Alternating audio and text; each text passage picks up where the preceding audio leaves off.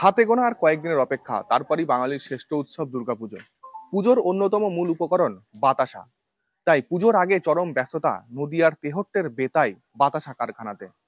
এখান থেকেই নদিয়া ও মুর্শিদাবাদের বিভিন্ন প্রান্তে পৌঁছে যায় বাতাসা। মূলত পুজোর মরশুম, দুর্গাপুজো থেকেই উৎসবের মরশুম শুরু হয় বাঙালির। ও সবেতেই বাতাসার প্রয়োজনীয়তা রয়েছে। ফলে এই সময় বাতাসার চাহিদা বাড়ে বাতাসা কারখানার শ্রমিকদের।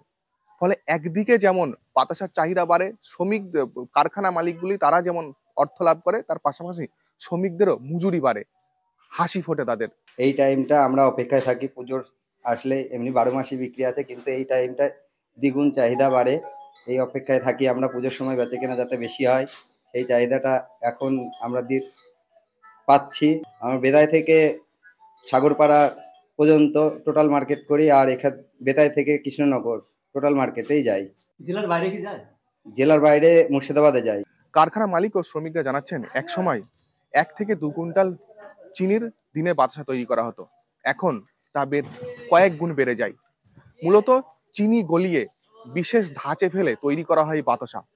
পুজোর আগে তাই শ্রমিকদের চরম ব্যস্ততা। একদিকে যেমন বাতাসা বিক্রি বাড়ছে, অপরদিকে বাড়ছে শ্রমিকদের মজুরি। সবে মিলে পুজোর আগে হাসি ফুটছে শ্রমিক ও বাতাসা কারখানার মালিকদের।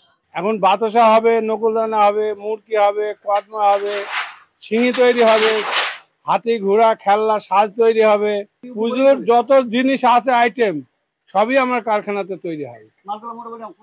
মালগুনা এদিকে আন্দুলি থেকে শুরু করে করিমপুর, হ্যাঁ নদিয়া মুর্শিদাবাদ মিলিয়ে যায় মালটা। আবার একটা শ্রমিক নিয়ে আসতে গেলে তার রেট আরো অনেক বেশি লাগে পুজোর সময়।